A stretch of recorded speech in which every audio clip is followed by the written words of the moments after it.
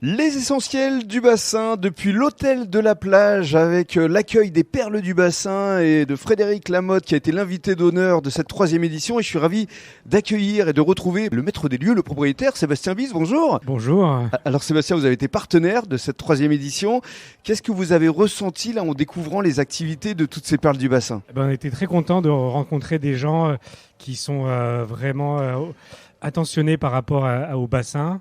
Et vraiment des gens avec des belles idées et qui ont apporté vraiment des beaux objets, des belles idées pour notre bassin. Donc c'était vraiment très intéressant à découvrir en tout cas. Et il y avait notamment votre coup de cœur, Lucille Chauvet-Foulon avec la belle affaire. Tout à fait, oui. C'était l'occasion de la mettre en honneur parce que pour nous aussi c'était important de mettre son magasin et qui est vraiment pour nous une perle pour le bassin et pour Arcachon, qui recherche vraiment à monter en gamme.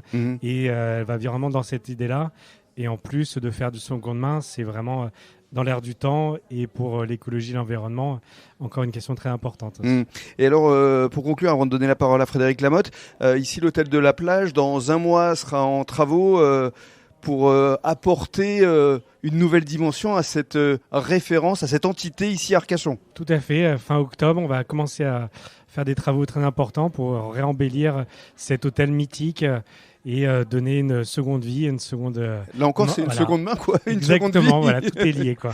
Merci beaucoup, Sébastien. Merci, au plaisir. Avec plaisir, et j'espère qu'on se retrouvera justement pour la réouverture. Avec plaisir, à très bientôt. Merci beaucoup. Alors, Frédéric Lamotte donc, a été l'invité d'honneur, qui a découvert toutes ces perles du bassin.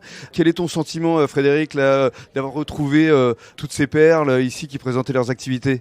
Moi, c'est une parfaite suite à la cérémonie auquel j'ai assisté.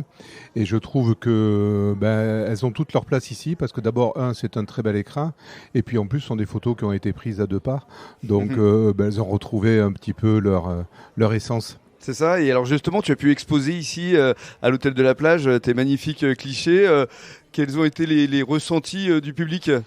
Toujours quand je montre mes tableaux, c'est que on n'imagine pas du tout qu'il y a ça dans le bassin. Ouais. Et c'est le but de mon travail, c'est aussi de montrer ce qui pour moi est commun parce que ça fait 30 ans que j'y plonge.